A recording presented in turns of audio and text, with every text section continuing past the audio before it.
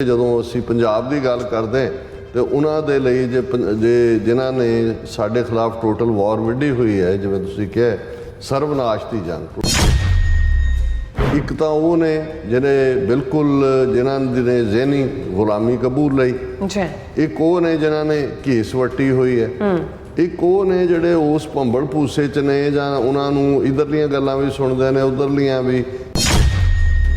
ਉਹਨੂੰ ਪੁੱਛਿਆ ਕਿ ਜੀ ਇਹ ਜਿਹੜਾ ਤੁਹਾਡਾ ਵਾਅਦਾ ਸੀ ਕਿ 15-20 ਲੱਖ ਹਰ ਭਾਰਤੀ ਦੇ ਖਾਤੇ 'ਚ ਆਏਗਾ, ਤਾਂ ਉਹਨੇ ਬੜੀ ਜਿਹੜਾ ਸ਼ਰਮਨਾਕ, ਸ਼ਰਮ ਤਾਂ ਹੈ ਨਹੀਂ ਇਹਨਾਂ 'ਚ, ਪਰ ਜਿਹਨੂੰ ਤੁਸੀਂ ਕਹੋ ਵੀ ਬੇਸ਼ਰਮ ਅੰਦਾਜ਼ ਦੇ ਵਿੱਚ ਉਹਨੇ ਕਿਹਾ, ਅਰੇ ਭਾਈ ਉਹ ਤਾਂ ਇੱਕ ਜੁਮਲਾ ਥਾ। ਪੰਜਾਬ ਦੀ ਨੌਜਵਾਨੀ ਨੂੰ ਇੱਕ ਪਾਸੇ ਇੱਧਰ ਬਲਦੀ ਦੇ ਬੂਥੇ 'ਚ ਦਿੱਤਾ, ਦੂਸਰੇ ਪਾਸੇ ਫੌਜ ਦੇ ਵਿੱਚ ਲਿਆ ਕੇ ਕਿਵੇਂ ਉਹ ਸਾਰੇ ਨੂੰ ਔਰ ਕਿੰਨੀ ਪਰਸੈਂਟੇਜ ਪੰਜਾਬ 'ਚੋਂ ਅੱਜ ਫੌਜੀ ਨੇ ਉਹ ਚਾਟ ਰਹੇ। ਉਹ ਇੰਦਰਾ ਗਾਂਧੀ ਤੋਂ ਮੋਦੀ ਤੱਕ ਜੇ ਤੁਸੀਂ ਦੇਖੋ ਤਾਂ ਉਹ ਸਿੱਧਾ ਉਹੀ ਨਾਰਸਿਸਟਿਕ ਮਾਈਂਡਸੈਟ ਹੈ ਜਿਹਦੇ 'ਚ ਕਿ ਉਹਨਾਂ ਨੇ ਇਹ ਮਿਥ ਲਿਆ ਪੰਜਾਬ ਨੂੰ ਔਰ ਸਿੱਖਾਂ ਨੂੰ ਔਰ ਭਵਿੱਖ ਦੀਆਂ ਪੀੜ੍ਹੀਆਂ ਨੂੰ ਸਬਕ ਸਿਖਾਉਣਾ। ਬਾਰਡਰਸ ਦੇ ਉੱਤੇ ਝੜਪਾਂ ਨੇ, ਝੜਪ ਹੈ ਸਕਰਮਿਸ਼ ਨੂੰ ਕਹਿੰਦੇ, ਉਹ ਫੁੱਲ ਬਲੋਨ ਜਿਹੜੇ ਨੇ ਉਹ ਝਗੜਿਆਂ 'ਚ ਬਦਲਣਗੀਆਂ। India's armed forces cannot match China's might, but once again naive Punjabis will be thrown at the altar as a sacrificial lambs। ਕਿ ਸਾਨੂੰ ਬਲੀ ਦੇ ਬੱਕਰੇ ਬਣਾ ਕੇ ਉਸ ਦੀ ਜਿਹੜੀ ਹੈ ਸਰਦਲ ਦੇ ਉੱਤੇ ਇਹ ਸੁੱਟਣਗੇ। ਆਉਣ ਵਾਲੇ ਟਾਈਮ 'ਚ ਵੀ ਜਿਸ ਨੈਰੇਟਿਵ ਦੇ ਨਾਲ ਪੰਜਾਬ ਨੂੰ ਡਿਸਟਰੋਏ ਕੀਤਾ ਜਾਏ, ਉਹਦੇ ਲਈ ਜਿਹੜਾ ਨੈਕਸਟ ਨੈਰੇਟਿਵ ਏਜੰਸੀਆਂ ਨੇ ਜਾਂ ਉਸ ਇੰਡੀਅਨ ਸਟੇਟ ਨੇ ਸਿਰਜਿਆ, ਨੈਰੇਟਿਵ ਔਨ ਡਰੱਗਸ।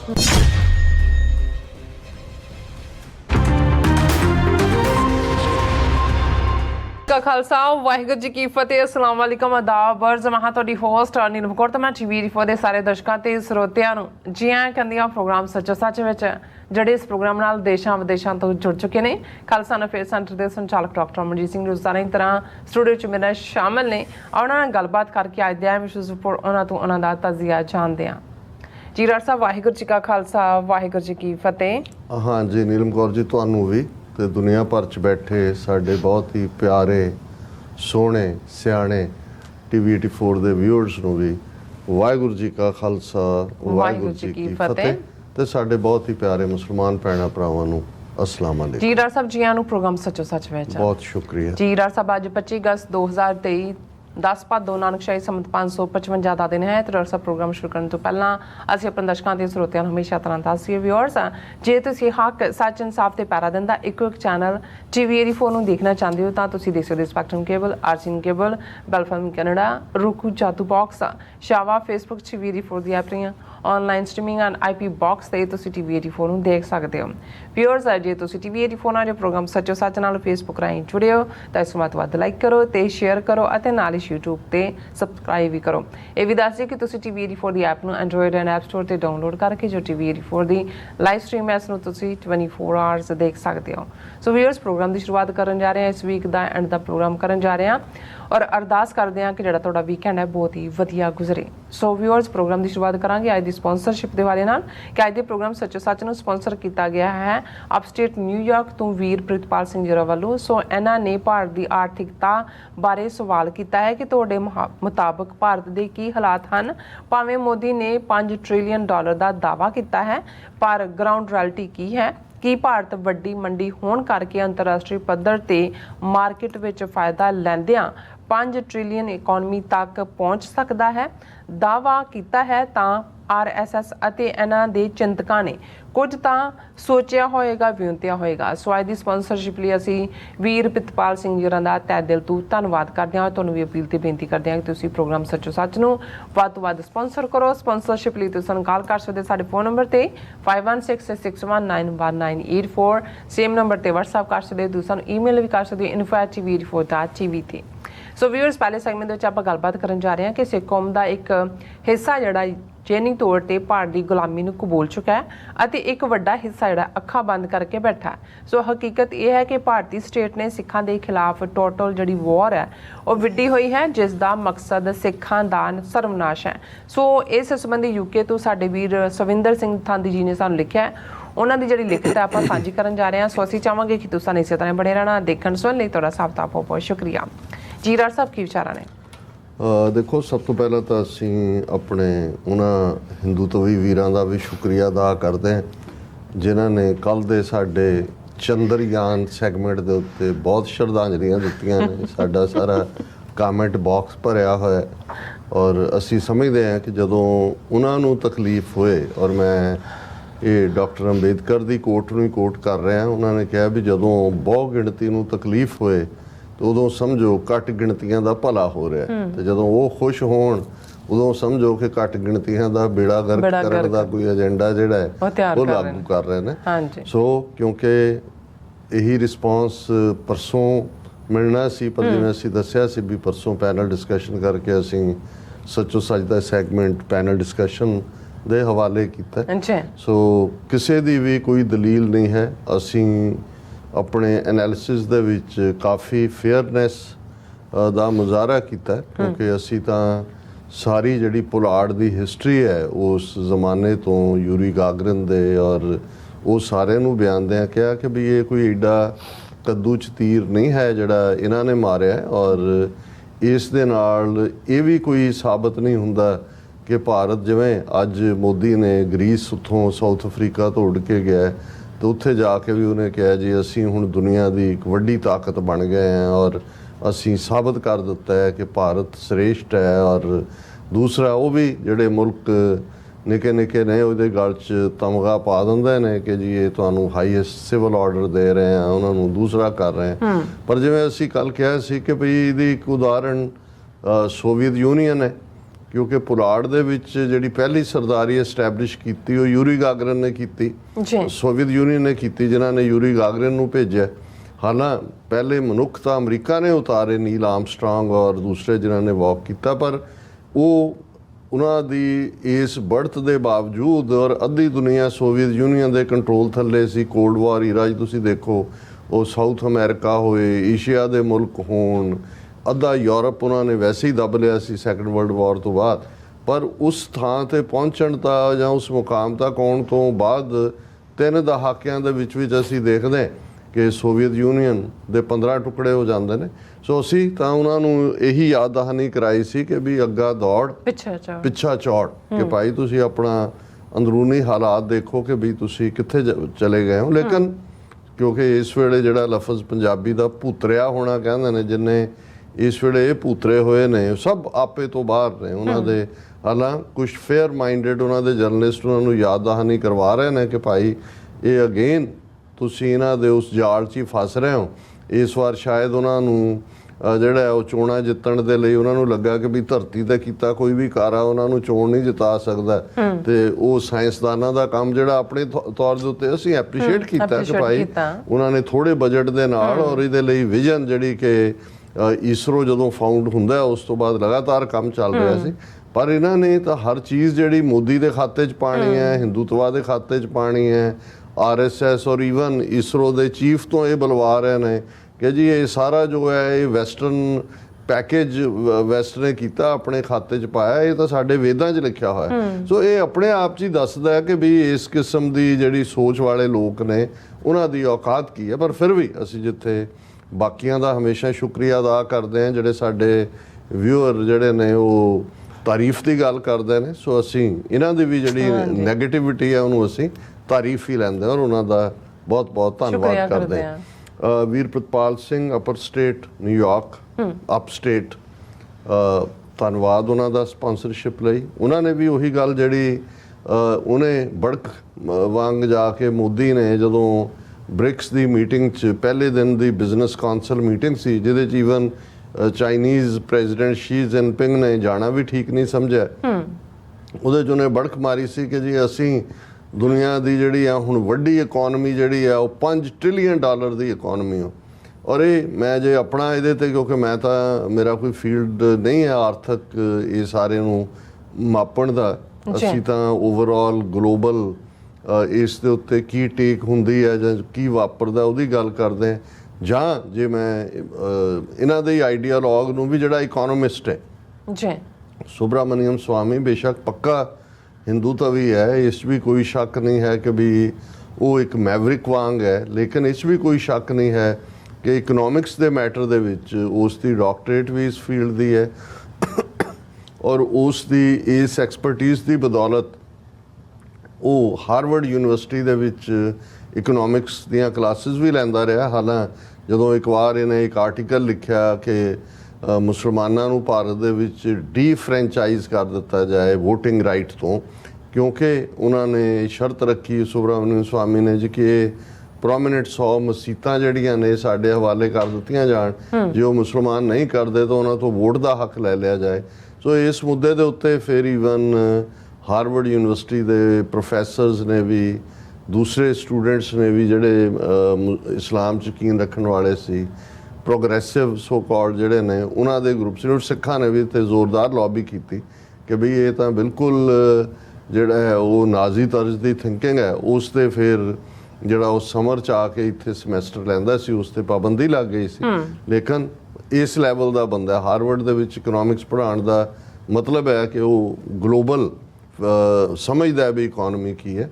ਹਾਲਾਂਕਿ ਕਿਉਂਕਿ ਉਹ ਬਹੁਤ ਇਸ ਪੱਖੋਂ ਉਸ ਦੀ ਅਪਰੋਚ ਬਲੈਕ ਐਂਡ ਵਾਈਟ ਹੁੰਦੀ ਹੈ, ਇਸ ਲਈ ਉਹਨੂੰ ਜਦੋਂ ਇਹਦੀ 2014 'ਚ ਹਕੂਮਤ ਮੋਦੀ ਦੀ ਬਣੀ ਤੇ ਇਹ ਆਸ ਕੀਤੀ ਜਾਂਦੀ ਸੀ ਕਿ ਵੀ ਇਸ ਨੂੰ ਜਿਹੜਾ ਕੋਈ ਫਾਈਨੈਂਸ ਮਿਨਿਸਟਰ ਜਾਂ ਦੂਜਾ ਦਿੱਤਾ ਜਾਏ। ਲੇਕਿਨ ਉਹਨਾਂ ਨੇ ਉਸ ਕਿਸਮ ਦੇ ਅਰੁਣ ਜੇਤਲੀ ਨੂੰ ਬਣਾ ਦਿੱਤਾ ਔਰ ਫਿਰ ਉਹ ਦਾਅਵੇ ਔਰ ਦੂਜੇ।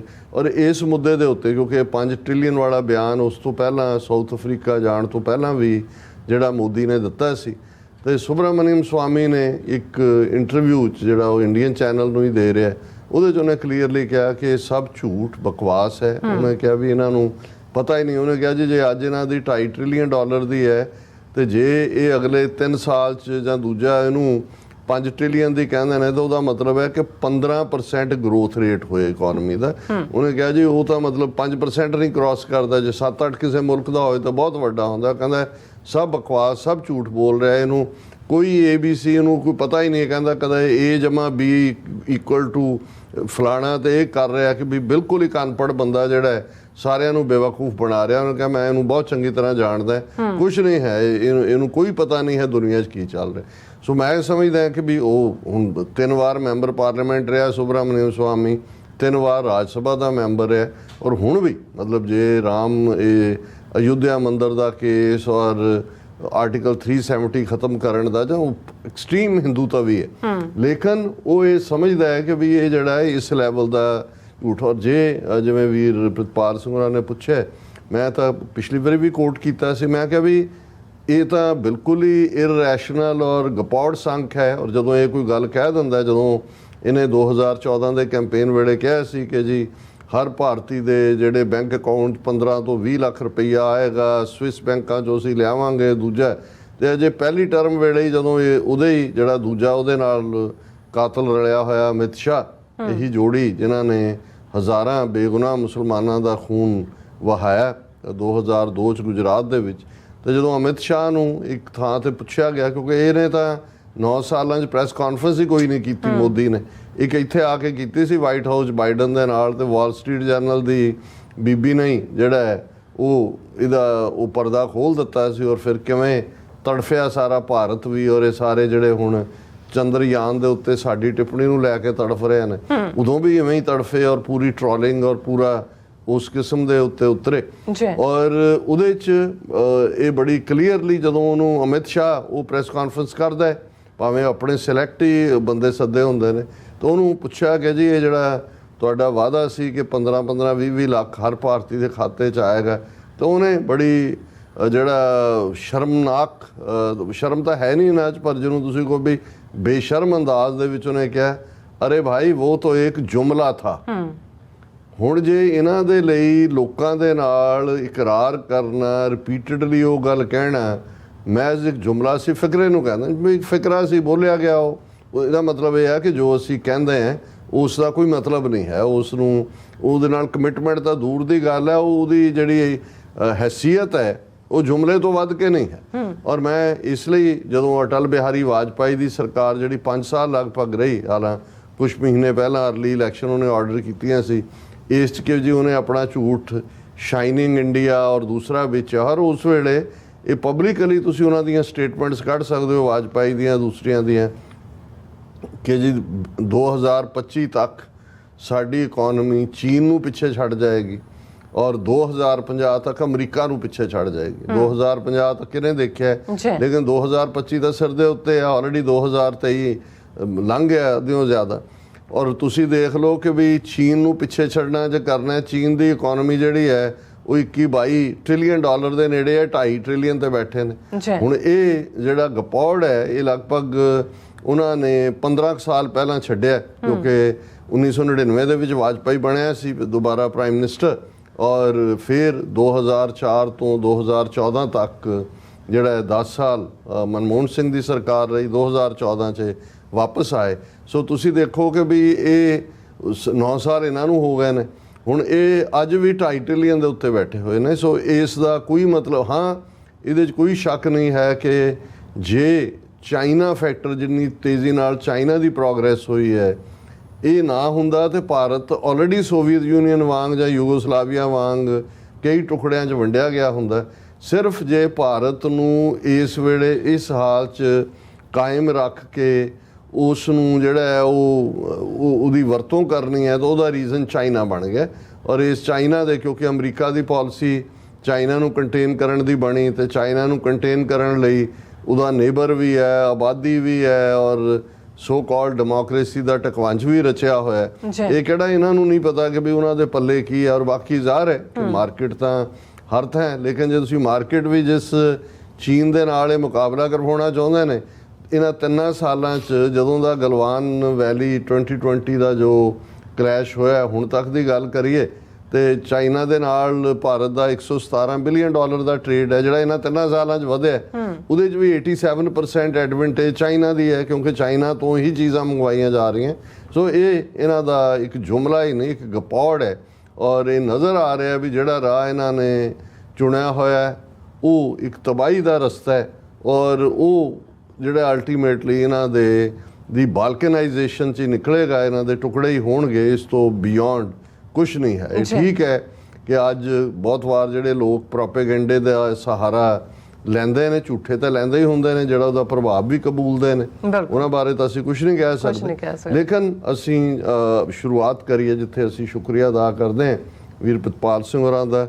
ਫਰਾਈਡੇ ਦੇ ਪ੍ਰੋਗਰਾਮ 'ਚ ਸਾਡੀ ਕੋਸ਼ਿਸ਼ ਹੁੰਦੀ ਹੈ ਕਿ ਅਸੀਂ ਆਪਣੇ ਵਿਊਅਰਸ ਦੀਆਂ ਲਿਖਤਾਂ ਨੂੰ ਵੀ ਐਕਮੋਡੇਟ ਕਰੀਏ, ਤੇ ਜੇ ਲਿਖਤਾਂ ਹੀ ਆਪਣੇ ਆਪ ਦੇ ਵਿੱਚ ਇੱਕ ਟੌਪਿਕ ਵਾਂਗ ਹੋਣ ਤੇ ਫਿਰ ਅਸੀਂ ਉਹਨਾਂ ਨੂੰ ਜਿਹੜਾ ਉਹ ਨਵਾਜ਼ਦੇ ਹਾਂ। ਔਰ ਅੱਜ ਅਸੀਂ ਇਸ ਸੈਗਮੈਂਟ ਦੇ ਵਿੱਚ ਵੀਰ ਸਵਿੰਦਰ ਸਿੰਘ ਥਾਂਦੀ, ਜਿਹੜੇ UK ਬੇਸਡ ਨੇ ਔਰ ਬਹੁਤ ਵੈਲ ਰਿਸਰਚਡ ਉਹਨਾਂ ਦਾ ਰਾਈਟ ਅਪ ਹੁੰਦਾ ਹੈ, ਗੱਲ ਪਤੇ ਦੀ ਹੁੰਦੀ ਹੈ, ਉਹਦੇ 'ਚ ਹੋਪ ਵੀ ਹੁੰਦੀ ਹੈ। ਇਹ ਨਹੀਂ ਹੈ ਇੱਕ ਤਾਂ ਉਹ ਹੈ ਕਿ ਤੁਸੀਂ ਨੈਗੇਟਿਵਿਟੀ ਦੀ ਗੱਲ ਹੀ ਕਰਦੇ ਹੋ ਵੀ ਅਸੀਂ ਇਹ ਵੀ ਨਹੀਂ, ਅਸੀਂ ਇਹ ਵੀ ਨਹੀਂ। ਇੱਕ ਹੁੰਦਾ ਵੀ ਅਸੀਂ ਓਬਜੈਕਟਿਵਲੀ ਜਿਹਨੂੰ ਕਿਹਾ ਜਾਂਦਾ ਹੈ ਕਿ ਵੀ ਅਸੀਂ ਕਿਸੇ ਸਿਚੁਏਸ਼ਨ ਨੂੰ ਦੇਖਦੇ ਹਾਂ, ਉਸ ਦਾ ਮੁਲਾਂਕਣ ਕਰਦੇ ਹਾਂ, ਐਵੈਲੂਏਟ ਕਰਦੇ ਹਾਂ, ਫਿਰ ਅਸੀਂ ਦੇਖਦੇ ਹਾਂ ਵੀ ਸਾਡੇ ਲਈ ਵੇ ਆਊਟ ਕੀ ਹੈ ਤੇ ਗਰਾਊਂਡ ਰਿਐਲਿਟੀ ਕੀ ਹੈ। ਔਰ ਅੱਜ ਜਿਹੜਾ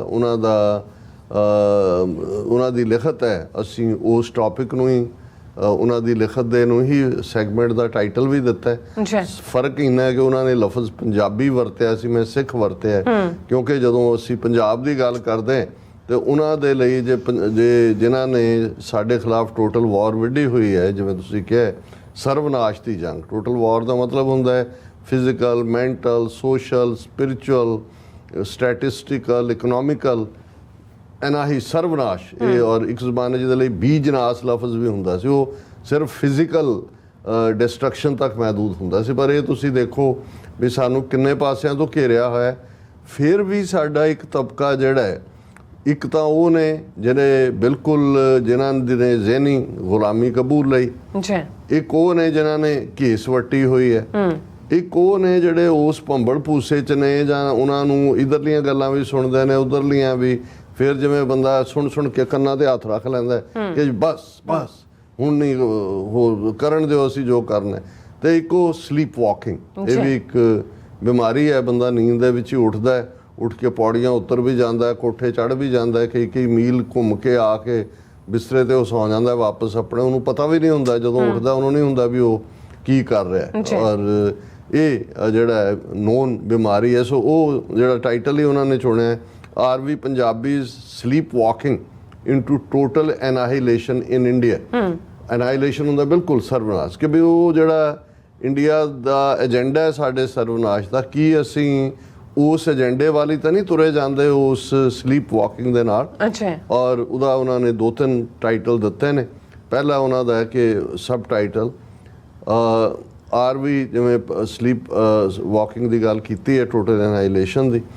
Indian occupied Punjab has seen some very disturbing moments of history since India's putative akhoti independence 76 years ago.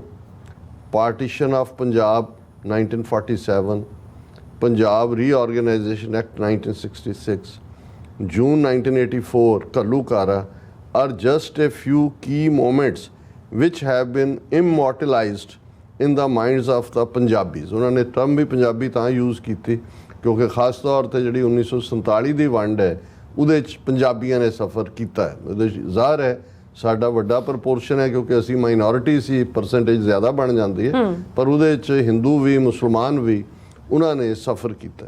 ਉਹਨਾਂ ਨੇ ਕਿਹਾ ਕਿ ਵੀ ਇਹ ਜਿਹੜਾ ਭਾਰਤੀ ਕਬਜ਼ੇ ਵਾਲਾ ਪੰਜਾਬ ਹੈ, ਅਸੀਂ ਇਹਨਾਂ 76 ਸਾਲਾਂ ਦੇ ਵਿੱਚ 3 ਵੱਡੀਆਂ ਤਰਾਸਦੀਆਂ, ਟ੍ਰੈਜਡੀਜ਼ ਜਾਂ ਉਸ ਕਿਸਮ ਦੇ ਮੂਮੈਂਟ ਦੇਖੇ ਨੇ ਜਿਨ੍ਹਾਂ 'ਚ ਜ਼ਾਹਰ ਹੈ ਵਸਟ ਓਵਰਆਲ ਪੰਜਾਬੀਆਂ ਲਈ 47 ਹੈ, ਸਿੱਖਾਂ ਦੇ ਲਈ ਦੂਸਰਾ ਪਾਰਟ ਸੀ ਕਿ ਉਸੇ ਪੰਜਾਬ ਦਾ ਅੱਗੋਂ 3 ਟੁਕੜਿਆਂ 'ਚ ਵੰਡਣਾ। ਜਦੋਂ ਪੰਜਾਬ ਰੀਆਰਗੇਨਾਈਜੇਸ਼ਨ ਐਕਟ 1 ਨਵੰਬਰ 1966 ਨੂੰ ਕੀਤਾ ਜਾਂਦਾ ਹੈ, ਪੰਜਾਬ ਤੋਂ ਵੱਡਾ ਇਲਾਕਾ ਹਿਮਾਚਲ ਨੂੰ ਦਿੱਤਾ ਜਾਂਦਾ ਹੈ, ਹਰਿਆਣਾ ਇੱਕ ਸਟੇਟ ਕੀਤੀ ਜਾਂਦੀ ਹੈ, ਅਤੇ ਤੀਸਰਾ ਜਿਹੜਾ ਸਿੱਧੇ ਤੌਰ 'ਤੇ ਫਿਰ ਘੱਲੂਘਾਰਾ 84 ਔਰ ਉਹ ਜੂਨ 84, ਨਵੰਬਰ 84 ਔਰ ਉਹ ਸਾਰੇ 'ਚੋਂ ਉਹਨਾਂ ਨੇ ਕਿਹਾ ਵੀ ਇਹ ਕੁਛ ਨੇ ਜਿਹੜੀਆਂ ਹਮੇਸ਼ਾ ਦੇ ਲਈ ਪੰਜਾਬੀਆਂ ਦੇ ਮਨਾਂ ਦੇ ਵਿੱਚ ਰਹਿਣਗੀਆਂ, ਸਿੱਖਾਂ ਦੇ ਖਾਸ ਕਰਕੇ। What ensued post 1984 was a narcissist mindset to totally annihilate Punjab, its Sikhs and the future generations। ਜ਼ਾਹਰ ਹੈ ਅਸੀਂ ਨਾਰਸਿਸਿਸਟ ਬਾਰੇ ਗੱਲ ਕੀਤੀ, ਉਹ ਇੰਦਰਾ ਗਾਂਧੀ ਤੋਂ ਮੋਦੀ ਤੱਕ ਜੇ ਤੁਸੀਂ ਦੇਖੋ ਤੇ ਉਹ ਸਿੱਧਾ ਉਹੀ ਨਾਰਸਿਸਟ ਮਾਈਂਡਸੈਟ ਹੈ ਜਿਹਦੇ 'ਚ ਕਿ ਉਹਨਾਂ ਨੇ ਇਹ ਮਿਥ ਲਿਆ ਟੋਟਲ ਵਾਰ। ਜਦੋਂ ਅਸੀਂ ਕਹਿੰਦੇ ਹਾਂ ਵੀ ਪਹਿਲੇ ਹਫ਼ਤੇ ਜੂਨ ਦੇ ਉਹਨਾਂ ਨੇ ਵਿੱਢ ਦਿੱਤੀ, ਉਹਦੇ 'ਚ ਉਹਨਾਂ ਨੇ ਪੰਜਾਬ ਨੂੰ ਔਰ ਸਿੱਖਾਂ ਨੂੰ ਔਰ ਭਵਿੱਖ ਦੀਆਂ ਪੀੜ੍ਹੀਆਂ ਨੂੰ, ਫਿਊਚਰ ਜਨਰੇਸ਼ਨਸ ਨੂੰ target. Narratives built around a targeted minority community in a majority dominated country are set on patterns wherein intelligence agencies look at making the most of it to crush any rebellions that occur।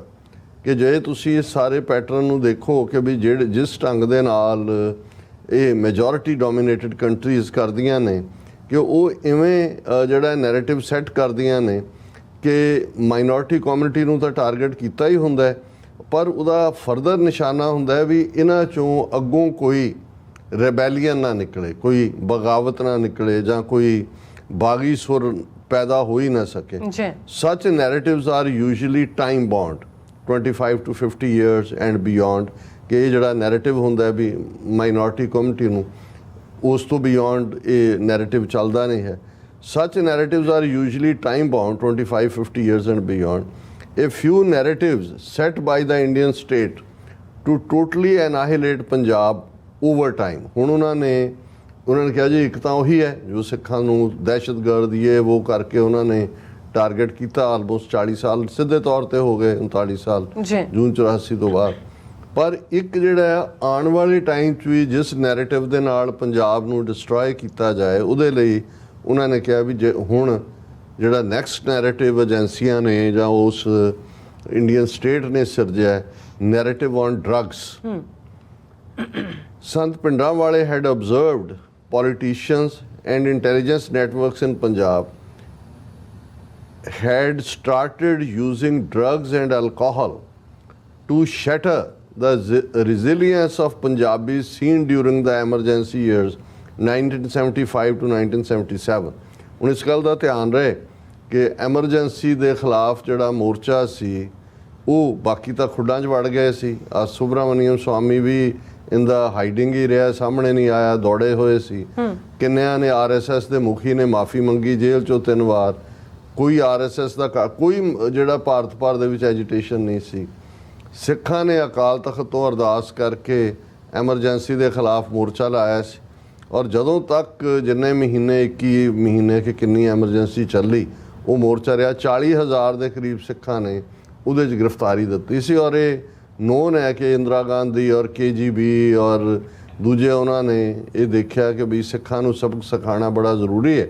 ਸੋ ਇੱਕ ਵਾਰ ਤਾਂ ਜਨਤਾ party ਦੀ ਸਰਕਾਰ ਬਣ ਗਈ, ਉਹ failure ਹੀ ਹੋਈ, ਚੂੰ ਦਾ ਮੁਰੱਬਾ ਸੀ। ਫਿਰ ਜਦੋਂ ਇੰਦਰਾ ਗਾਂਧੀ 1980 'ਚ ਵਾਪਸ ਆਈ ਪੂਰੇ, ਫਿਰ ਉਹਨੇ ਜੋ ਕੁਝ ਪਲਾਨ ਕੀਤਾ ਉਹ ਅਸੀਂ ਜੂਨ 84 ਤੋਂ ਲੈ ਕੇ ਹੁਣ ਤੱਕ ਦੇਖ ਰਹੇ ਹਾਂ। ਸੋ ਉਹਨਾਂ ਨੇ ਕਿਹਾ ਕਿ ਵੀ ਉਹਨਾਂ ਨੇ ਇਹ ਦੇਖ ਲਿਆ ਐਮਰਜੈਂਸੀ ਦੇ ਸਾਲਾਂ ਦੇ ਦੌਰਾਨ, ਔਰ ਉਹਨਾਂ ਨੇ ਫਿਰ ਕੀ ਕੀਤਾ। ਡਿਊਰਿੰਗ ਧਰਮਯੁੱਧ ਮੋਰਚਾ of 1982 Sant ji asked Punjabis and Sikhs in particular to return to the roots of Sikhism and give up vices of drugs and alcohol.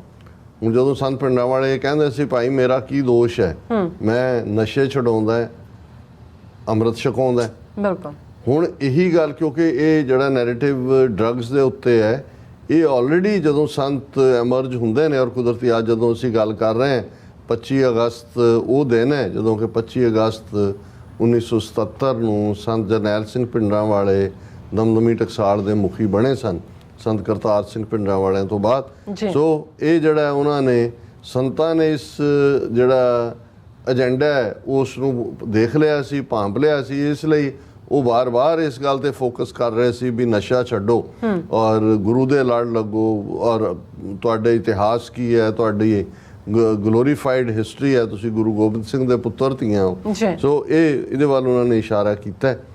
Post 1984 Indian states used its iron fist and free will to set narratives around narco-terrorism and extremism ਕਿ ਉਹਨਾਂ ਨੇ ਦੋਨਾਂ ਨੂੰ ਫਿਰ ਇੱਕ ਪਾਸੇ ਜਿਹੜਾ ਐਕਸਟ੍ਰੀਮਿਜ਼ਮ ਕਿ ਜੀ ਖਾਲਿਸਤਾਨੀ ਐਕਸਟ੍ਰੀਮਿਸਟ ਨੇ, ਔਰ ਦੂਸਰੇ ਪਾਸੇ narco terrorism.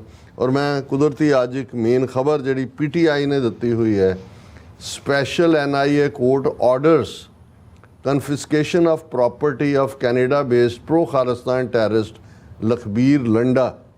According to NIA, Landa is the mastermind behind 2022 RPG attack on police intelligence headquarters and Sarhali police station in Punjab.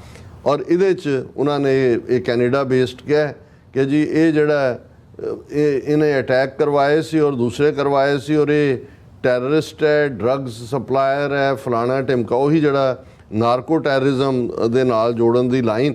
ਔਰ ਇਹ ਸਾਰੇ ਦੇ ਉੱਤੇ ਉਹਨਾਂ ਨੇ ਕਿਹਾ ਜੀ ਉਹਦੀ ਪ੍ਰਾਪਰਟੀ ਜਿਹੜੀ ਹੈ ਉਹ ਜ਼ਬਤ ਕਰਨ ਦਾ ਆਰਡਰ ਜਿਹੜਾ ਹੈ ਉਹ ਉੱਥੋਂ ਦੀ ਕੋਰਟ, ਦਿੱਲੀ ਦੀ NIA ਕੋਰਟ ਨੇ ਦਿੱਤਾ ਹੈ। ਔਰ ਇਹਨੇ ਕਿਹਾ sad Landa and other foreign-based pro-Khalistan terrorists have been found to be engaged in smuggling of terrorist hardware, including arms, ammunition, explosives, and custom-made ready-to-use improvised explosive devices, along with other types of contraband, including drugs from across the border. So, ਉਹਨਾਂ ਨੇ already ਜਿਹੜਾ narco terrorism ਹੈ, ਔਰ ਇਹ ਅੱਜ ਦੀ ਖਬਰ ਹੀ ਹੈ, ਉਹਦੇ ਨਾਲ ਉਹਨਾਂ ਨੇ ਜੋੜ ਕੇ ਆਪਣਾ ਜਿਹੜਾ ਇਹ ਨੈਰੇਟਿਵ ਬਿਲਡ ਕੀਤਾ, ਔਰ ਇਸ ਸਾਰੇ ਦਾ ਇਹੀ ਨਤੀਜਾ ਸੀ। These reprisals led to Khalistan struggle movement being tarnished systematically, leading to dampening of resistance. By mid-90s, gradually synthetic drugs were introduced into Punjabi culture, and a narrative set amongst youth of Punjab either to immigrate to foreign shores, get acquainted with gangster culture in society, or an alternative lifeline was thrown by the Indian state. ਉਹਨਾਂ ਨੇ ਕਿਹਾ ਜੀ ਇਹਨਾਂ ਨੇ ਇਹ ਜਿਹੜਾ narrative ਸੀ drugs ਲਿਆਂਦੀਆਂ ਵੀ, ਅੱਜ ਜਿਵੇਂ ਉਹਦੀ ਡਿਸਟ੍ਰੀਬਿਊਸ਼ਨ ਕਰ ਰਹੇ ਨੇ ਪੂਰੀ ਹਿੱਕ ਦੇ ਜ਼ੋਰ ਨਾਲ, ਪੁਲਿਸ, ਬਿਊਰੋਕਰੇਸੀ, ਪੋਲੀਟੀਸ਼ੀਅਨ, ਏਜੰਸੀਆਂ ਦਾ ਏਜੰਡਾ। ਉਹਨਾਂ ਨੇ ਕਿਹਾ ਜੀ ਉਹਨਾਂ ਨੇ ਪੰਜਾਬ ਦੀ ਇੱਕ ਪਾਸੇ ਖਾਲਿਸਤਾਨ ਦੀ ਮੂਵਮੈਂਟ ਦਾ mid-90s ਤੱਕ ਉਹਨਾਂ ਨੇ ਜਿਹੜੀ ਹੈ ਉਹ ਵਾਈਪ ਆਊਟ ਕਰਤੀ, ਪਰ ਨਾਲ ਦੀ ਨਾਲ ਉਹਨਾਂ ਨੇ ਪੰਜਾਬ ਦੀ ਜਿਹੜੀ ਨੈਕਸਟ ਜਨਰੇਸ਼ਨ ਸੀ ਉਹਨਾਂ ਨੇ ਇੱਕ ਪਾਸੇ ਸਿੰਥੈਟਿਕ ਡਰੱਗਸ ਲਿਆਂਦੀਆਂ ਪੰਜਾਬੀ ਕਲਚਰ, ਔਰ ਉਹਨਾਂ ਨੇ ਕਿਹਾ ਵੀ ਜਾਂ ਤਾਂ ਛੱਡ ਜਾਓ ਇੱਥੋਂ। ਮਤਲਬ ਇਹ ਹੈ ਹੁਣ ਜਿਹੜੇ ਪੇਰੈਂਟਸ 80s ਦੇ ਵਿੱਚ ਆਪਣੇ ਬੱਚਿਆਂ ਨੂੰ ਇਸ ਲਈ ਕੱਢਣਾ ਚਾਹੁੰਦੇ ਸੀ ਵੀ ਸਰਕਾਰ ਨੇ ਮਾਰ ਦੇਣਾ ਝੂਠੇ ਪੁਲਿਸ ਮੁਕਾਬਲੇ 'ਚ, ਜਾਂ ਜੇ ਜੁਝਾਰੂਆਂ ਨਾਲ ਰਲ ਗਿਆ ਤਾਂ ਵੀ ਮਾਰਿਆ ਜਾਏਗਾ। ਹੁਣ ਇਸ ਲਈ ਕੱਢ ਰਹੇ ਨੇ ਮੁੰਡੇ ਨੂੰ ਵੀ ਕੁੜੀਆਂ ਨੂੰ ਵੀ। ਉਸ ਦੌਰ ਦੇ ਵਿੱਚ ਘੱਟੋ ਘੱਟ ਕੋਈ ਕੁੜੀਆਂ ਨੂੰ ਬਾਹਰ ਭੇਜਣ ਦਾ ਨਹੀਂ ਸੀ, ਹੁਣ ਇਸ ਲਈ ਕਿ ਵੀ ਇਹਨਾਂ ਨੇ ਜਿਹੜਾ ਹੈ ਉਹ ਡਰੱਗ ਖਾ ਕੇ ਮਰ ਜਾਣਾ। ਇੰਨੀਆਂ ਖਬਰਾਂ ਨੇ ਕਿਸੇ ਇੱਕ ਪਿੰਡ ਦੇ 4 ਸਿਵੇ ਇੱਕੋ ਵੇਲੇ ਬਲ ਰਹੇ ਹੁੰਦੇ ਨੇ। ਉਹਨੇ ਕਿਹਾ ਜੀ ਆਹ ਉਹਨਾਂ ਨੇ ਕੀਤਾ। ਫਿਰ ਦੂਸਰਾ ਉਹਨਾਂ ਨੇ narrative of joining the armed forces. ਮੈਂ ਵੀ ਓਨੈਸਟਲੀ ਇਸ ਐਂਗਲ ਨੂੰ ਨਹੀਂ ਸੀ ਦੇਖਿਆ, ਕਿਉਂਕਿ ਹੁਣ ਤੱਕ ਸਾਡੇ ਕੋਲ ਫਿਗਰਸ ਨਹੀਂ ਨੇ ਕਿ ਵੀ ਪੰਜਾਬ 'ਚੋਂ ਕਿੰਨੀ ਕੁ ਭਰਤੀ ਹੋ ਰਹੀ। ਸਾਨੂੰ ਤਾਂ ਇਹ ਲੱਗਦਾ ਕਿ ਬਈ ਉਹ ਭਰਤੀ ਕਰ ਹੀ ਨਹੀਂ ਰਹੇ, ਜਾਂ ਹੈ ਹੀ ਨਹੀਂ। ਇਸ ਕਿਸਮ ਦੀਆਂ ਖਬਰਾਂ ਵੀ ਆਈਆਂ ਕਿ ਜੀ ਜਿਹੜੇ ਈਵਨ ਪੁਲਿਸ ਦੀ ਭਰਤੀ ਹੈ ਉਸ ਦੇ ਵਿੱਚ ਉਹ ਭੱਜ ਹੀ ਨਹੀਂ ਸਕਦੇ, ਜਾਂ ਜਿਹੜਾ ਉਸ ਕ੍ਰਾਈਟੇਰੀਆ ਨੂੰ ਮੀਟ ਨਹੀਂ ਕਰਦੇ। ਲੇਕਿਨ ਇਸ ਜਿਹੜਾ ਉਹਨਾਂ ਨੇ ਚਾਰਟ ਵੀ ਦਿੱਤਾ, ਔਰ ਜਦੋਂ ਅਸੀਂ ਗੱਲ ਕਰਾਂਗੇ ਸਕਰੀਨ ਤੇ ਚਾਰਟ ਵੀ ਚੱਲੇਗਾ, ਕਿ ਵੀ ਇੱਕ ਪਾਸੇ ਉਹਨਾਂ ਨੇ ਇਹ ਸਾਰੇ ਨੈਰੇਟਿਵ ਬਣਾ ਕੇ ਪੰਜਾਬ ਦੀ ਨੌਜਵਾਨੀ ਨੂੰ ਇੱਕ ਪਾਸੇ ਇੱਧਰ ਬਲਦੀ ਦੇ ਬੂਥੇ 'ਚ ਦਿੱਤਾ, ਦੂਸਰੇ ਪਾਸੇ ਫੌਜ ਦੇ ਵਿੱਚ ਲਿਆ ਕੇ ਕਿਵੇਂ ਉਹ ਸਾਰੇ ਨੂੰ ਔਰ ਕਿੰਨੀ ਪਰਸੈਂਟੇਜ ਪੰਜਾਬ 'ਚੋਂ ਅੱਜ ਫੌਜੀ ਨੇ ਉਹ ਚਾਰਟ ਰਹੇ। ਫਿਰ ਉਹਨਾਂ ਕਿਹਾ narrative on joining the armed forces post genocide of 1984, a lot of questions were raised about Sikhs and their patriotism. अतवादी का मतलब गद्दार, सरदार की बेटी, गद्दार की बेटी। ये तो मेनका गांधी के खिलाफ पोस्टर लगे जड़ी उदी भरजाई सी राजीव गांधी दी और इंदिरा गांधी दी नो, और सिख होने का मतलब ही जड़ा सी वो ट्रेटर सी। उन्होंने कहा भी एक तो जड़ा इहदे ते सवाल चुके गए। There were struggle movements going on in the northeast India and Kashmir too had become embroiled in its resistance for liberation by 1990s। ਕਿ northeast ਦੀਆਂ ਸਟੇਟਾਂ ਉਹਨਾਂ ਦੇ ਵਿੱਚ ਵੀ ਰਿਬੈਲੀਅਨ ਚੱਲ ਰਿਹਾ ਸੀ 90s ਦੇ ਵਿੱਚ। ਕਸ਼ਮੀਰ ਦੇ ਵਿੱਚ 89 ਤੋਂ ਬਾਅਦ ਆਰਮਡ ਸਟਰਗਲ ਸ਼ੁਰੂ ਹੋਈ।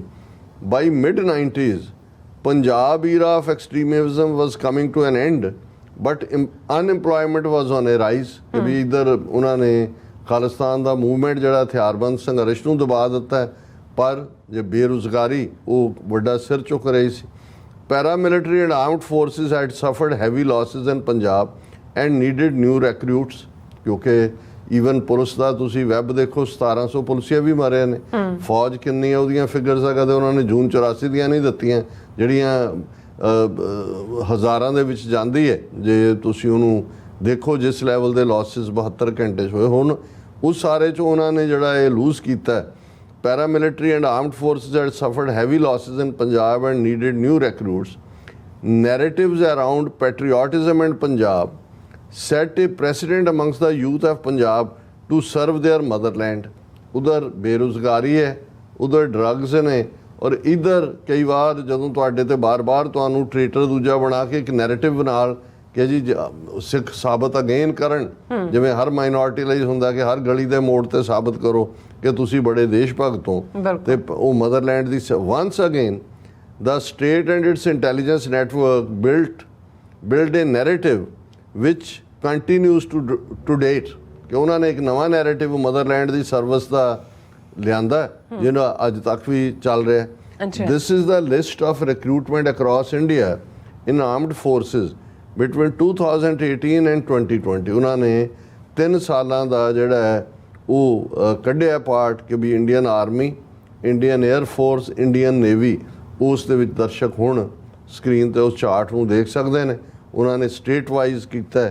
ਤੇ ਪੰਜਾਬ ਦੇ ਹਵਾਲੇ ਨਾਲ ਜਦੋਂ ਅਸੀਂ ਦੇਖਦੇ ਹਾਂ ਕਿ ਭਾਈ ਕਿੰਨੀ ਗਿਣਤੀ ਦੇ ਵਿੱਚ ਜਿਹੜਾ ਹੈ ਉਹ ਪੰਜਾਬ ਦੇ ਆਏ ਨੇ, ਤੇ ਇੰਡੀਅਨ ਆਰਮੀ ਦੇ ਵਿੱਚ ਇਹਨਾਂ 2 ਸਾਲਾਂ ਦੇ ਵਿੱਚ 2018, 19 ਔਰ 20 ਉਹਨਾਂ ਨੇ 3 ਸਾਲ ਲਏ ਨੇ।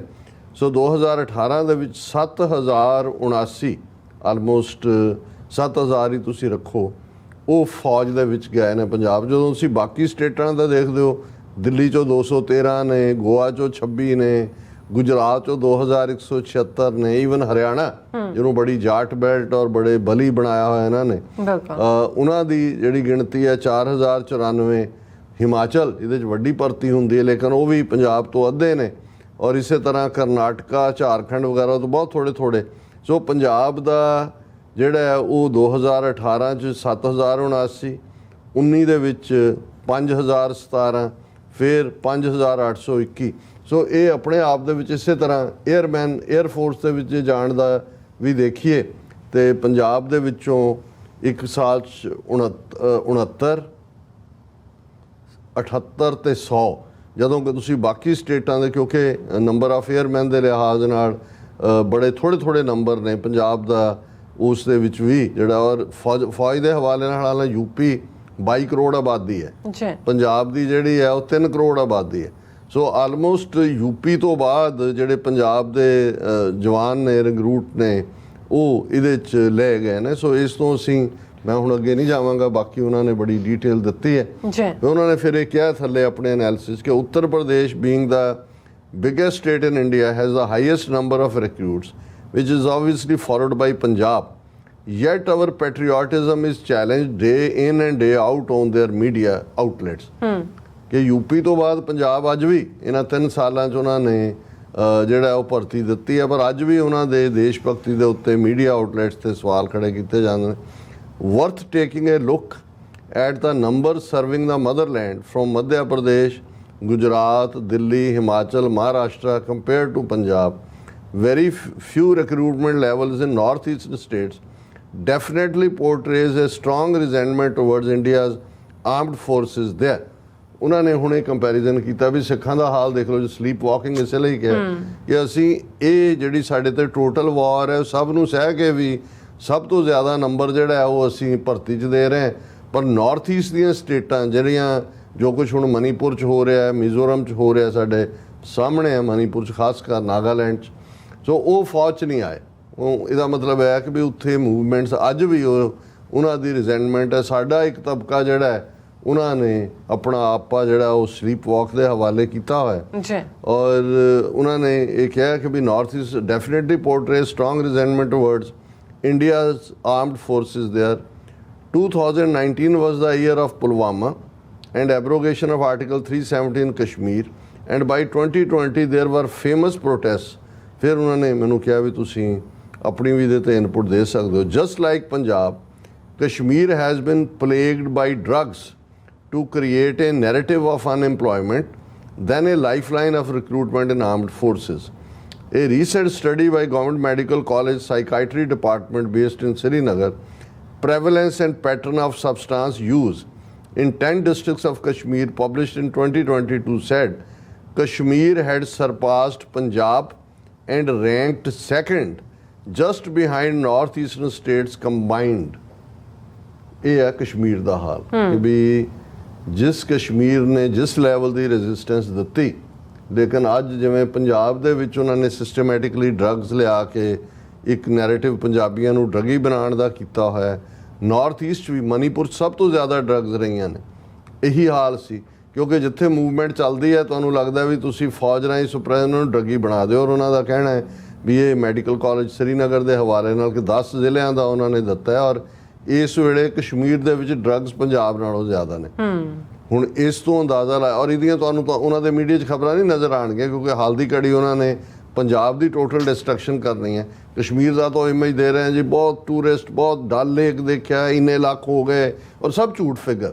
ਹਾਲਾਂ ਉਹਨਾਂ ਦੀ ਫੌਜ, ਉਹਨਾਂ ਦੇ ਜ਼ੁਲਮ, ਉਹਨਾਂ ਦਾ ਬਰਾਬਰ ਜਾਰੀ ਹੈ, ਪਰ ਆਮ ਲੋਕਾਂ 'ਚ ਜਿਨ੍ਹਾਂ ਦੇ ਮੁੰਡੇ ਕੁੜੀਆਂ ਨਿਕਲਦੇ ਸੀ ਕੌਮੀ ਆਜ਼ਾਦੀ ਦੀ ਗੱਲ ਕਰਨ ਵਾਲੇ, ਉਹ ਸਾਰੇ ਡਰੱਗੀ ਬਣਾ ਦਿੱਤੇ ਨੇ। ਔਰ ਉਹਨਾਂ ਨੇ ਕਿਹਾ it's A set pattern which definitely has not materialized in northeastern states to lure people into serving the nation. ਕਿਉਂਕਿ ਹੁਣ ਉਹਨਾਂ ਦਾ ਕਹਿਣਾ ਹੈ ਵੀ ਕਸ਼ਮੀਰ 'ਚੋਂ ਵੀ ਭਰਤੀ ਹੋਣਗੇ ਜਿਵੇਂ ਪੰਜਾਬ 'ਚ ਹੋਏ, ਪਰ ਨਾਰਥ ਈਸਟ ਦੀਆਂ ਸਟੇਟਾਂ ਨੇ ਇਹਨੂੰ ਜਿਹੜਾ ਉਹ ਰੈਜ਼ਿਸਟ ਕੀਤਾ, ਉਹ ਉਹਦੇ 'ਤੇ ਨਹੀਂ ਆ ਰਹੇ। ਫਿਰ ਜਿਹੜਾ ਉਹਨਾਂ ਦਾ ਕਹਿਣਾ ਕਿ ਵੀ none of the governments in India will try to eradicate drugs because it feeds the narrative to recruit cannon fodder and keep the wheels turning of the armed forces. Whoever says so is misleading the masses. ਉਹਨਾਂ ਨੇ ਕਿਹਾ ਜੀ ਸਰਕਾਰ ਚਾਹੁੰਦੀ ਨਹੀਂ, ਕਿਉਂ drugs ਖਤਮ ਕਰਨਗੇ? ਇੱਕ ਤਾਂ ਚਲੋ ਉਹਨਾਂ ਦੀ ਪ੍ਰੋਫਿਟ ਵਾਲਾ ਇੱਕ ਆਪਣਾ ਮਾਫੀਆ ਹੈ, ਲੇਕਿਨ ਉਹਦੇ ਥੱਲੇ ਜਿਹੜਾ ਹੈ ਉਹਨਾਂ ਨੂੰ ਉਹ ਰਿਕਰੂਟਮੈਂਟ ਵੀ ਉਹਨਾਂ ਨੇ ਕਰਨੀ ਹੈ ਕਿਉਂਕਿ ਨਾਲ ਉਹਨਾਂ ਨੂੰ ਤੁਸੀਂ ਆਪਣਾ ਪੈਟਰੀਓਟਿਜ਼ਮ ਸਾਬਤ ਕਰਨਾ ਹੈ ਤੇ ਤੁਹਾਨੂੰ ਉਹਨਾਂ ਨੇ ਇੱਕ ਚਾਰੇ ਵਾਂਗ ਵਰਤਣਾ ਹੈ, ਰਾ material, fodder for the cannon. ਔਰ ਕਨਕਲੂਜਨ 'ਚ ਉਹਨਾਂ ਨੇ ਫਿਰ ਥਰਡ ਹੈਡਲਾਈਨ ਦਿੱਤੀ ਹੈ, conclusion and Khalistan. Over time, border skirmishes in Indian subcontinent will escalate into a full-blown altercations. कि वक्त आ रहा है कि ये जड़ियाँ उन माड़ा मोटा ਬਾਰਡਰਸ ਦੇ ਉੱਤੇ ਝੜਪਾਂ ਨੇ, ਝੜਪ ਹੈ ਸਕਰਮਿਸ਼ ਨੂੰ ਕਹਿੰਦੇ, ਉਹ ਫੁੱਲ ਬਲੋਨ ਜਿਹੜੇ ਨੇ ਉਹ ਝਗੜਿਆਂ 'ਚ ਬਦਲਣਗੀਆਂ। India's armed forces can not match China's might, but once again naive Punjabis will be thrown at the altar as a sacrificial lambs, ਕਿ ਸਾਨੂੰ ਬਲੀ ਦੇ ਬੱਕਰੇ ਬਣਾ ਕੇ ਉਸ ਦੀ ਜਿਹੜੀ ਹੈ ਸਰਦਲ ਦੇ ਉੱਤੇ ਇਹ ਸੁੱਟਣਗੇ, ਚਾਰਾ ਬਣਾ ਕੇ ਰਾ ਮਟੀਰੀਅਲ, ਜਿਹੜੇ ਨਾਈਵ ਅਨਾੜੀ ਪੰਜਾਬੀ ਨੇ। It's time Punjabis learned that the Indian state is hell bent on annihilating Punjab over the next few years.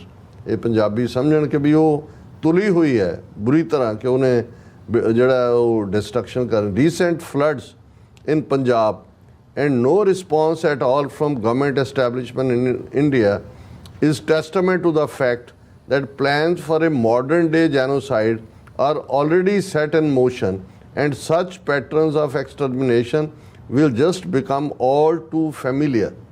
ਕਿ ਜੋ ਚੱਲ ਰਿਹਾ ਹੈ ਉਹ ਤਾਂ ਚੱਲ ਹੀ ਰਿਹਾ, ਨਜ਼ਰ ਆ ਰਿਹਾ ਕਿ ਵੀ ਇਹ ਫਲੱਡਸ ਕਿਵੇਂ ਲਿਆਂਦੇ ਗਏ ਨੇ, ਔਰ ਇਹ ਜਿਹੜਾ ਮਾਡਰਨ ਡੇ ਜੈਨੋਸਾਈਡ ਹੈ ਉਸ ਦੇ ਲਈ ਉਹਨਾਂ ਨੇ ਉਹ ਪੈਟਰਨ ਜਿਹੜਾ ਹੈ ਉਹ ਸੈੱਟ ਕੀਤਾ ਹੋਇਆ ਹੈ। Political power is the only solution ਜੇ ਅਸੀਂ ਬਚਣਾ ਹੈ ਇਸ ਸਾਰੇ ਚੋਂ survival the.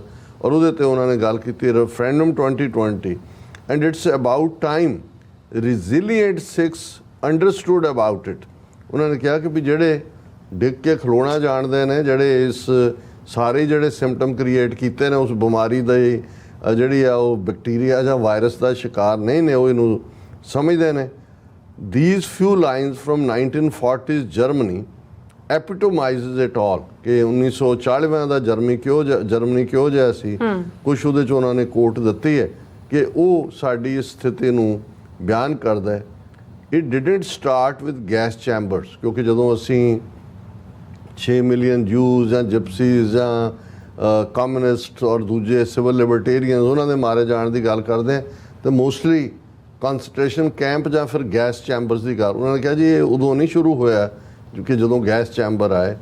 It didn't start with gas chambers, it started with one party controlling the media, propaganda, Nazi party, Goebbelian lies, ਕਿ ਇਹ ਉਦੋਂ ਹੀ ਸ਼ੁਰੂ ਹੋ ਗਿਆ ਜਦੋਂ ਇੱਕ ਧਿਰ ਨੇ ਸਰਕਾਰ 'ਤੇ ਕਬਜ਼ਾ ਕਰਕੇ ਨੈਰੇਟਿਵ ਸੈੱਟ ਕਰ ਦਿੱਤਾ, ਮੀਡੀਆ ਉਹਨਾਂ ਦੇ ਹੱਥ 'ਚ ਆਇਆ। It didn't start with gas chambers, it started with one party controlling the media, one party controlling the message, one party deciding what is truth, one party censoring speech and silencing opposition. ਸਾਰਾ ਹੀ ਉਹਨਾਂ ਜੋ ਅੱਜ India ਦਾ ਦੇਖੋ ਇਹੀ 1940s the Germany C. one party diving citizens into us and them, ਕਿ ਵੀ ਇਹ ਇੱਕ ਪਾਸੇ ਉਹੀ ਅੱਜ ਹਿੰਦੂ ਤੋਂ ਵੀ ਜਾਂ ਤੁਸੀਂ ਦੇਸ਼ ਭਗਤ ਹਿੰਦੂ ਤੋਂ ਵੀ ਹੋ, गर्व से कहो कि हम हिंदू हैं, नहीं तो तुसी देश के दुश्मन हो, गद्दार हो, ਜਿਹੜਾ नैरेटिव ਅੱਜ ਹੈ। one party controlling the message, one party deciding what is the truth, one party censoring speech and silencing opposition, one party driving citizens into us and them and calling on their supporters to harass them। ਜੋ ਅੱਜ ਹਿੰਦੂ ਤੋਂ ਵੀ ਭਗਤ ਭੀੜ ਇਕੱਠੀ ਹੋ ਕੇ ਜਾਂਦੀ ਹੈ, ਜਾਂ ਜਿਵੇਂ ਅਸੀਂ ਕੱਲ ਜ਼ਿਕਰ ਕੀਤਾ ਕਿ ਵੀ ਕਿਵੇਂ ਆ ਗਏ ਇਕੱਠੇ ਹੋ ਕੇ ਵੀ ਜਿਵੇਂ ਉਹ ਭੂੰਡਾਂ ਦਾ ਖੱਖਰ ਹੁੰਦਾ, ਉੱਥੇ ਵੀ ਇਵੇਂ ਹੀ ਕਰਦੇ ਨੇ। ਕੋਈ ਬੋਲ ਜੋ ਉਹਨਾਂ ਨੇ ਹਾਲ ਚੀਫ ਜਸਟਿਸ ਚੰਦਰਚੂੜ ਦਾ ਕੀਤਾ, ਅਜੇ ਉਹਨੇ ਕੋਈ ਐਸਾ ਫੈਸਲਾ ਨਹੀਂ ਦਿੱਤਾ ਜਿਹੜਾ ਹਿੰਦੂਤਵਾਦ ਦੇ ਖਿਲਾਫ ਹੋਏ। ਜਿਹਨਾਂ ਨੂੰ ਲੱਗਦਾ ਹੈ ਵੀ ਆਰਟੀਕਲ 370 ਦੇ ਮਾਮਲੇ 'ਚ ਸੁਣਵਾਈ ਚੱਲ ਰਹੀ ਹੈ, 10 ਦਿਨ ਹੋ ਗਏ ਨੇ, ਬਿਲਕੁਲ ਨਹੀਂ। ਉਹ ਉਹਨੂੰ ਥੋੜ੍ਹੇ ਬਹੁਤ ਸਟਰਕਚਰ ਪਾਸ ਕਰ ਦੇਣਗੇ, ਕੋਈ ਉਹਨੂੰ ਰਿਵਰਸ ਨਹੀਂ ਕਰੇਗਾ। ਔਰ ਉਹਨਾਂ ਨੇ ਕਿਹਾ ਕਿ ਵੀ ਜਿਹੜੇ ਵੀ ਨੇ ਆਪਣੇ ਭਗਤਾਂ ਨੂੰ ਇਹ ਕਹਿਣਾ ਵੀ ਇਹਨਾਂ ਨੂੰ ਹਰਾਸ ਕਰੋ ਜਿਹੜੇ ਸਹਿਮਤ ਨਹੀਂ ਨੇ। It started when good people turned a blind eye and let it happen। ਕਿ ਇਹ ਭਾਈ ਉਦੋਂ ਹੀ ਹੋਇਆ ਜਦੋਂ ਇੱਕ ਵੱਡਾ ਹਿੱਸਾ ਜਿਹੜਾ ਜਿਹਨੇ ਅੱਖਾਂ ਬੰਦ ਕਰ ਲਈਆਂ ਕਿ what to me, ਔਰ ਇਹ ਇੱਕ ਤੋਂ ਬਾਅਦ ਇੱਕ ਫਿਰ ਜਿਹੜਾ ਉਹ ਅਨਫੋਲਡ ਹੁੰਦਾ ਚਲਾ ਗਿਆ। ਸੋ ਖਾਂਦੀ ਸਾਹਿਬ ਦਾ ਬਹੁਤ ਸ਼ੁਕਰੀਆ ਜੀ। ਡਾਕਟਰ ਸਾਹਿਬ ਇੱਥੇ ਲੈਣੇ ਬ੍ਰੇਕ, ਔਰ ਬ੍ਰੇਕ ਤੇ ਜਾਣ ਤੋਂ ਪਹਿਲਾਂ ਅਸੀਂ ਆਪਣੇ ਦਰਸ਼ਕਾਂ ਤੇ ਸਰੋਤਿਆਂ ਨੂੰ ਅਪੀਲ ਦੀ ਬੇਨਤੀ ਕਰਦੀ ਵਿਊਅਰਸ, ਜਿਸ ਤਰ੍ਹਾਂ ਕਿ ਤੁਸੀਂ ਜਾਣਦੇ ਹੋ ਕਿ ਟੀਵੀ 84 ਹੱਕ ਸੱਚ ਇਨਸਾਫ ਦੀ ਆਵਾਜ਼ ਬੁਲੰਦ ਕਰ ਰਿਹਾ ਹੈ। ਆਵਾਜ਼ ਤੁਹਾਡੇ ਪਿਆਰ ਸਦਕਾ, ਤੁਹਾਡੇ ਵਿਸ਼ਵਾਸ ਸਦਕਾ, ਤੁਹਾਡੇ ਡੋਨੇਸ਼ਨ ਸਦਕਾ ਹੀ ਹੋ ਰਹੀ ਹੈ। ਸੋ ਅਸੀਂ ਚਾਹਾਂਗੇ ਕਿ ਤੁਸੀਂ ਟੀਵੀ 84 ਦੀ ਚੜ੍ਹਦੀ ਕਲਾ ਲਈ ਵੱਧ ਤੋਂ ਵੱਧ ਡੋਨੇਟ ਕਰੋ। ਡੋਨੇਟ ਕਰਨ ਲਈ ਸਾਡੀ ਵੈਬਸਾਈਟ tv84.tv ਤੇ ਜਾ ਕੇ ਪੇਪਲ ਦੀ ਵਰਤੋਂ ਕਰਕੇ ਵਨ ਟਾਈਮ ਡੋਨੇਟ ਕਰ ਸਕਦੇ ਹੋ, ਮੰਥਲੀ ਡੋਨੇਟ ਵੀ ਕਰ ਸਕਦੇ ਹੋ। ਤੁਸੀਂ ਟੀਵੀ 84 ਦੇ ਨਾਮ ਤੇ ਚੈੱਕ ਬਣਾ ਕੇ ਸਾਨੂੰ ਮੇਲ ਵੀ ਕਰ ਸਕਦੇ ਹੋ ਸਾਡੇ ਇਸ ਪਤੇ ਤੇ 3601 37th Avenue, Long Island City, New York 11101 USA, ਜਾਂ ਫਿਰ ਤੁਸੀਂ ਸਾਨੂੰ ਫੋਨ ਰਾਹੀਂ ਵੀ ਸੰਪਰਕ ਕਰ ਸਕਦੇ ਹੋ 5166191984। ਤੁਸੀਂ ਸਾਨੂੰ ਈਮੇਲ ਵੀ ਕਰ ਸਕਦੇ ਹੋ info@tv84.tv ਤੇ। ਅਸੀਂ ਤੁਹਾਡੇ ਤਹਿ ਦਿਲ ਤੋਂ ਸ਼ੁਕਰਗੁਜ਼ਾਰ ਹੋਵਾਂਗੇ। ਸੋ ਇੱਥੇ ਲੈਣੇ ਬ੍ਰੇਕ ਵਿਊਅਰਸ, ਤੁਸੀਂ ਸਾਨੂੰ ਇਸੇ ਤਰ੍ਹਾਂ ਬਣੇ ਰਹਿਣਾ। ਮਿਲਦੇ ਹਾਂ ਆਫਟਰ ਦਿਸ ਸ਼ਾਰਟ ਬ੍ਰੇਕ।